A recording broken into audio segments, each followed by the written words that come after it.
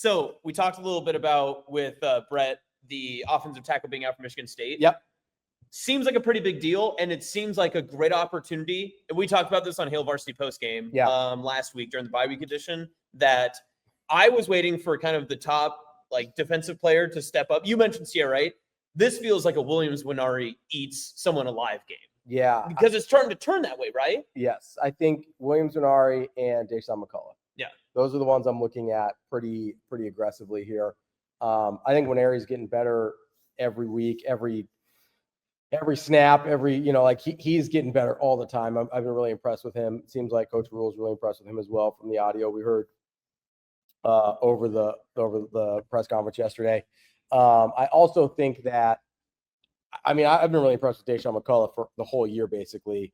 I think he's going to play really well, and I think they can move him around a little bit so that you can I think you're going to have an opportunity to get him matched up against a left side of that offensive line that is going to be a little bit of a problem for Michigan State. So yeah. I don't know that it was a huge strength anyway. I was looking through some of their PFF grades. Yeah, not fantastic. No, not on the blocking side of things. Their center's really good. But in terms of their other, their guards in particular are pretty rough.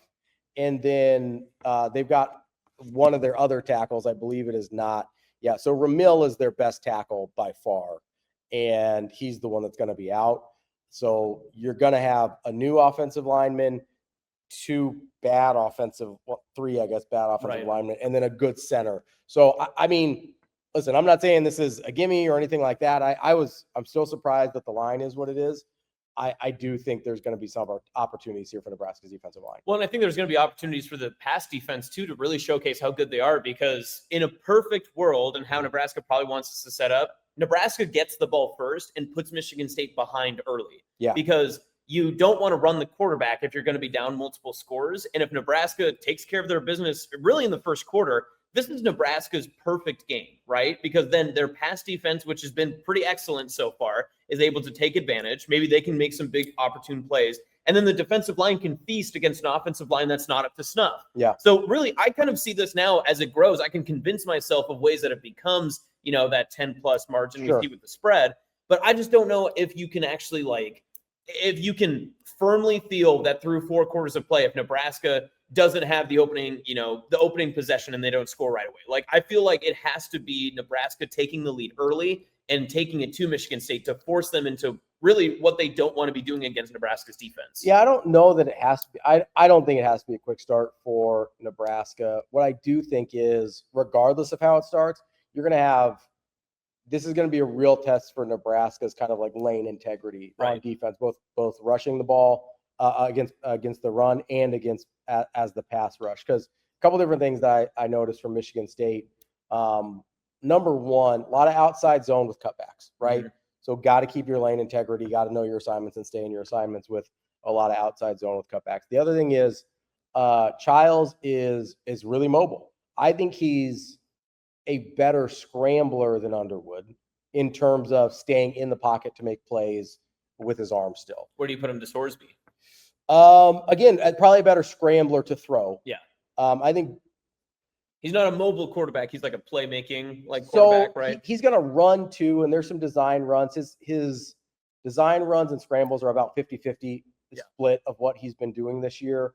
I will say, I think he might be more dynamic of a runner. He's a little bit more elusive, I think. Right. I don't know if that makes him a better runner. I think Sorsby is really hard to tackle just because of how big he is. He's basically a big linebacker, a small DN playing quarterback at 6'3", 240. He's a big guy. It's like trying to tackle a tight end. Childs isn't that. He's a little bit bigger than he was last year, but he's not that. So I do think there's some elusiveness there, maybe dynamic running ability that Underwood and Sorsby didn't have. Overall, I know we didn't see it against Sorsby. I do think Sorsby's a better passer than Childs. Childs has his moments. He's going to be inconsistent, especially down the field. I think if you force him to make multiple throws over the course of a drive, that's probably where you're going to have success. Again, it's honestly very similar to the Michigan game plan, where I think you just tackle them and make them snap it again, which Nebraska was able to do most of the time, except for the 3 explosive plays.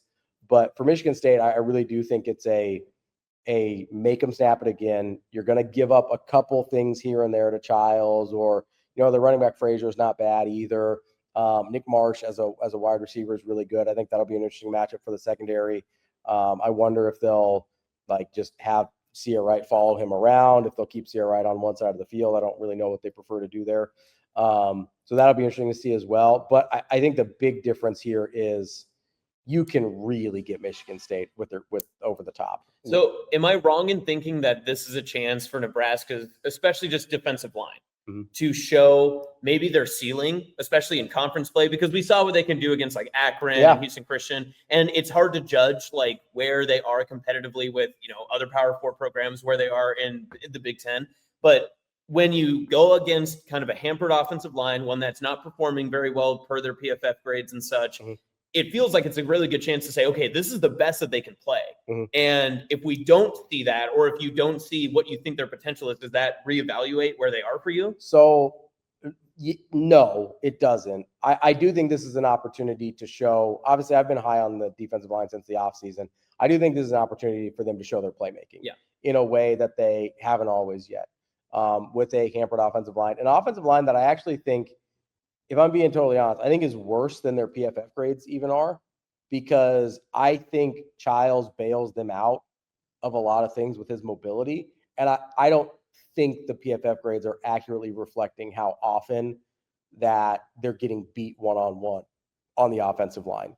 I think that because of his mobility and his ability to buy himself time and keep his eyes downfield and run out of pressure, I don't think that the PFF grades are accurately reflecting the fact that they're getting beat one-on-one a lot, whether it's on runs or on pass plays. I do think the cutbacks are going to be a thing I'm really watching for a lot. They do, like I said, they run a lot of outside zone, and that creates a lot of cutback lanes if you're not being disciplined. If you are being disciplined, there's not a lot there usually. So the games I watched were Boston College and USC. I rewatched those again last night. Honestly, there was a lot of things that USC did offensively that I think Nebraska can replicate. Whether it's the over-the-top passing game where they would just kind of lose guys, like Michigan State would just kind of lose guys as they would try and pass them off from defender to defender on the back end. They would just get lost. And so a lot of times, especially on, I don't know what it's like a deep over, because it's not really as sharp as a post. Right. The deep over where they just kind of drag deep across the middle of the field. Those came open a lot against both teams, against Boston College and against USC. And Boston College is bad, as Brett said. So there were definitely some plays there.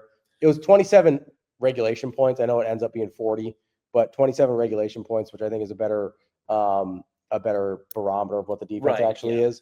But I mean, 27 points against BC is really bad. That's not a good football team. Well, and then you look at what Nebraska provides in just all of their skill position talent. I think we can say affirmatively through 4 weeks of the season and 4 games that we've seen, Nebraska's skill positions are maybe one of the more elite position groups in the conference. I mean, just in terms of depth and how many characters that they have, as part of that entire unit in pass catching ability. We even saw Heinrich Harper get it right at the very end, being able to add that touchdown in against Michigan.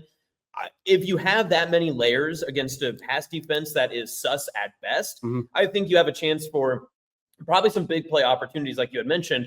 But I wonder if maybe Michigan State's going to try to do the Cincinnati route and just be like, hey, you got to beat us dinking and dunking. And that's going to be, I think, more of a chance to say, okay, well, we're going to see Dylan throw the ball maybe 40 times because he's going to do short out routes and shorter pass plays and different flats and that sort of stuff. But I want to see the pass catchers use that dynamic playmaking ability. I feel like this is a big Ja'Cory Barney game. Because, to break tackles and get out. And if they're going to say okay, well, we can't play you one-on-one, so we're just not going to give it the big play, and we're going to try to frustrate you in your pass game and try to force you into your own mistakes, it's going to come down to the playmakers making plays. So Emmett Johnson out of the backfield, Ja'Cory Barney, and even Luke Lindenmeyer, really. So the thing for me is, I think you're right. I think Michigan State wants to play defense like that. I don't think they're very good at executing it. So from what I saw against both Boston College and against USC, they try and sort of stay in the shell. Here's the problem, though. They bite on fakes really hard. At least that was in week 2 and then week 4. So maybe they fix it over the bye week. But especially against USC, I noticed this a ton. Whether it was RPO, whether it was play action, a traditional play action, or whether it was screen game, Michigan State's defense bites hard.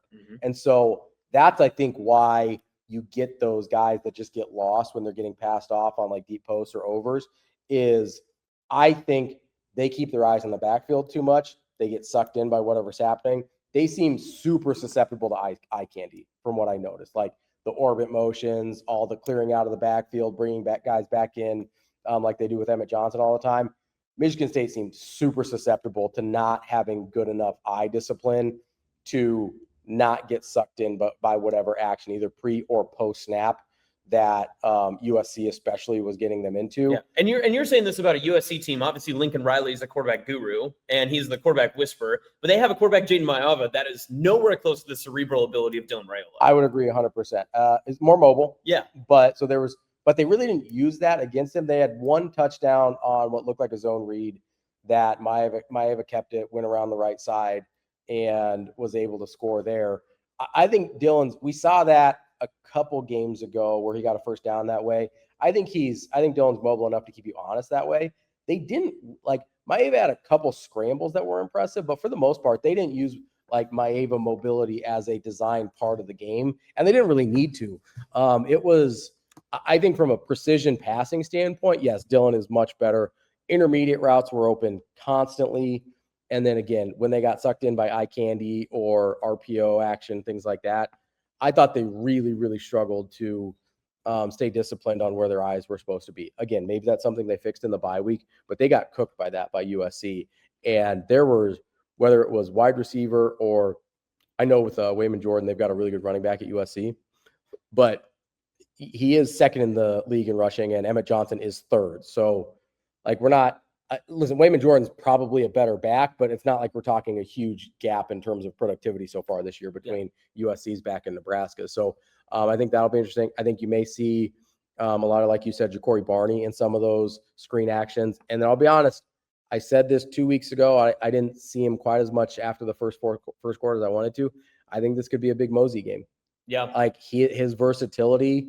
If you're throwing a lot of eye candy and different things at a Michigan State defense that isn't really good at staying disciplined, I think a guy like Mosey can be really useful. Are you taking that off of Rule saying yesterday that they figured out number 2 for their running back? I thought that before, but that solidified it for me. So you think he's saying Mosey? Well, so I don't know that Mosey's number 2 in running back because he's sort of gone hybrid since Bonner got hurt, right? So I don't know that he meant number 2 in terms of. He did say it kind of strange and like, hey, we're going to do some different things and you'll see how it looks. So that sort of made me think it might be Mosey. I don't think he's going to be a number 2 back in the traditional sense of like, hey, yeah, we're trying to get him 12 carries a game. Because I do think they feel like they need to use him in the slot game quite a bit too, unless somebody like Quinn Clark has stepped up a lot in a way that, or Cortez Mills, he did bring up Cortez Mills as well, has stepped up in a way that they feel like they can be comfortable moving Mosey back from the Bonner spot back into the backfield. Can I ask you just a philosophical question more for this game? Always. So I'm between 2 lines when it comes to this, right? For how you evaluate this game, because it feels like from what I came into, really Saturday, Sunday, even Monday morning, I thought that this was more of a prove-it game for Nebraska. I know you kind of said it that way, but the spread the way it is, now that there's an injury on the offensive line, you dive a little bit more into the numbers, and even hearing what Brett had to say just about from the national perspective of Michigan State comparative to Nebraska, is this more of a get-right game for Nebraska, or is it still a prove-it game? Yeah, I don't think it's a get-right game. I think it is. I think I've said this since the offseason. I think we learn more about Nebraska against Michigan State than we do against Michigan. I just think whatever happened against Michigan, whether that was going to be a win or obviously it ended up being a loss, I think you learn a lot about your team coming back against what I do think Michigan State has their problems. They are still 3-1. And I mean, that's a Big Ten team that I think is a lot better than they were last year. I think that's a place where you can learn a lot about your team against a quality Big Ten opponent, coming off of a loss, coming off of a big emotional game with Michigan. I don't think it's a get-right game. I think it's a game Nebraska needs to get, but I don't think it's like a get-right game is like Northwestern or UCLA in my mind. Michigan State's not that. I'm still surprised by the spread of this game. I really am. Yeah, and I will continually be shocked because even Brett had mentioned that it got up to 12 that he had it like in his projections that it's like a 12-point win for Nebraska. His projections are at 14. Yeah. Is what he said. It's 11.5, 12 at books right now. Right. He's got his at 14, which is crazy. Like obviously I can see where Nebraska wins this game by 14 points, but when you talk about a 14-point win, that feels even bigger. Like when you're projecting a 14-point win, it feels like it's a much more significant margin than what they would win by. It's weird to be favored by that much. Yes. Right. Yeah. I saw a world, and I know people thought I was crazy. I saw a world where Nebraska could have beat Michigan by 14. I certainly would have been stunned if the line was 10.5 points or 11.5 points at this juncture. Like I think there's a big difference between I think Nebraska could win by 2 touchdowns, and they're favored by almost 2 touchdowns. Yeah. Like that's a very different thing to me because, I mean, when you look at, DB says this all the time, right? And I usually lose because he's better at this than I am. When he sees a line that doesn't make sense, he goes, Vegas knows something. And I go, I know better. I'll take the free money. And he usually wins. When I see a line that doesn't make sense, this line doesn't make sense to me. 11.5 points. Like I thought 6.5. I thought Nebraska just under the key number of a touchdown favorite. Yep. That was going into it. I was pretty confident it was going to be in that neighborhood, somewhere between 6.5 and 7.5. To come out at 10.5 and then raise to 11.5, which means bettors did not think 10.5 was enough. That to me is a huge, like blinking red lights. Like, hey, Vegas is on to something here. That to me is the biggest indicator of, I think Nebraska's matchup here is maybe better than I thought it was, and especially on the pass defense. Like Michigan State's pass defense has been a little rough. And maybe it's that part of the game that it's almost a half helmet game, right? Because Michigan State, I think I have scars from watching the Michigan State teams of before with D'Antonio and the way that they've been able to play and kind of the way that they bully certain opponents and they always play up to certain teams. That Michigan State team is long gone, right? That program is several years back to where they are now. But I think that there's a part of it that for me, now looking in and what we're talking about and what we've like kind of dove into the numbers of just what it looks like, whether it's the PFF grades or actual statistical analysis and everything too, Nebraska has advantages on every single capacity on the board right now. And I think it's just tough for me to wrap my mind around because the past few games being Cincinnati or being like Michigan, like the real competitive Power 4 conference teams, you couldn't even say that for those 2 games. Obviously, Nebraska lost to Michigan, but you don't want to put Michigan State in the same bargain bin as Akron and Houston Christian, but it's almost getting closer to that because of the way Nebraska just appears to have the favored position almost at every single spot on the field. I would say it's pretty close to Cincinnati. Yeah. In how I view them. And maybe Cincinnati ends up being better than Michigan State, but like there were a couple spots, specifically defensive tackle. Dante Corleone's better than anybody Nebraska had on defensive line. Yep. Is that the way it's going to end up at the end of the year? I don't know. But right now, when they played especially, Dante Corleone was better than anybody had on the Nebraska line. I think Nick Marsh at wide receiver might be the best receiver on the field for Michigan State. Nick Marsh is really good. Their receivers in general are really good. Now, that happens to be a place of strength for Nebraska at receiver, and the defensive backs happen to be a place of strength for Nebraska as well. So I do think it helps a lot that probably the biggest strength for Michigan State goes up against, I would say, if it's not Dillon, the biggest strength for Nebraska in their pass defense, right? Like that's a big advantage for Nebraska in the way this is a matchup favoring thing for Nebraska. But you're right, at every other spot, their defensive line is not scary, I don't think. Their offensive line, as we mentioned, has had its struggles and is banged up now. And Childs is probably the next closest, but he's not Dillon. More dynamic as a runner for sure, but I'll take Dillon over Childs any day of the week. Frazier's a nice back. I'll take Emmett Johnson. Like I don't know.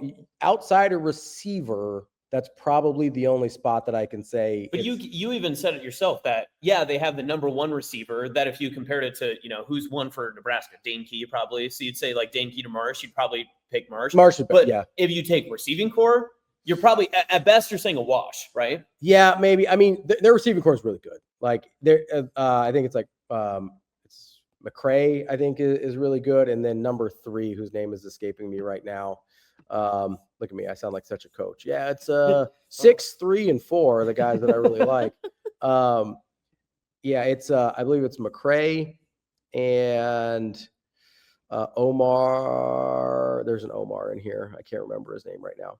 But it's Omari Kelly, Nick Marsh, and Christian McCray. They're all pretty good. Like, they really are. And so if you're giving me 3 for 3 and I'm going those 3 against Key, Hunter, and Barney, Marsh probably is the best of the 3.